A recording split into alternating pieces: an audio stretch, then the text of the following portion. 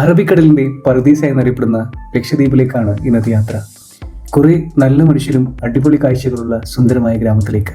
ഐഷുകുട്ടിന്റെയും റിയമോളുടെയും ആദ്യത്തെ ഫ്ലൈറ്റ് യാത്ര ആയതുകൊണ്ട് തന്നെ അവർ സൂപ്പർ എക്സൈറ്റഡ് ആണ്. അങ്ങനെ നമ്മൾ ലോകത്തിലെ തന്നെ കുഞ്ഞൻ എയർപോർട്ടുകളൊന്നായിട്ടുള്ള അഗത്തി എയർപോർട്ടിൽ എത്തിയിരിക്കുകയാണ്.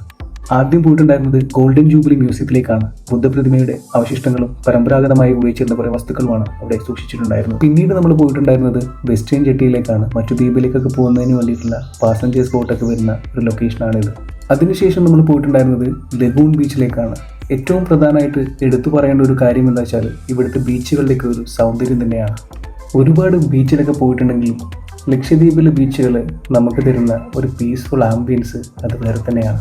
വളരെയധികം സ്നേഹത്തോടു കൂടി ആളുകളോട് പെരുമാറുന്ന, ലളിതമായി സ്നേഹത്തോടെ സമാധാനത്തോടെ വളരെയധികം സന്തോഷത്തോടെ ജീവിക്കുന്ന ഒരു പറ്റം ജനങ്ങൾ തന്നെയാണ് ലക്ഷദ്വീപിൻ്റെ മറ്റൊരു സൗന്ദര്യം. അങ്ങനെ അന്നേ ദിവസം നമ്മൾ ലാസ്റ്റ് പോയിട്ടുണ്ടായിരുന്നത് അന്താൻ ബീച്ചിലേക്കാണ്. ടൂറിസ്റ്റുകളെ കൂടാണ്ട് അവിടുത്തെ നാട്ടുകാരും കൂട്ടുകാരൊക്കെ വന്ന് സമയം സ്പെൻഡ് ചെയ്യുന്ന, സൺസെറ്റ് ഒക്കെ കണ്ടിരിക്കുന്ന അടിപൊളി ലൊക്കേഷൻ. കുട്ടികൾക്ക് കളിക്കുന്നതിന് വേണ്ടിയിട്ടുള്ള ഊഞ്ഞാലുകളും പ്ലേ ഏരിയസ് ഒക്കെ ഉള്ളതുകൊണ്ട് കുറച്ചധികം സമയം നമ്മൾ അവിടെ സ്പെൻഡ് ചെയ്ത് പിന്നീട് റൂമിലേക്ക് പോകാനുണ്ടായത്. തൊട്ടടുത്ത ദിവസം നമ്മൾ ആദ്യം പോയിട്ടുണ്ടായിരുന്നത് സ്നോർക്കീലിംഗ് ചെയ്യുന്നതിന് വേണ്ടിയിട്ടാണ്.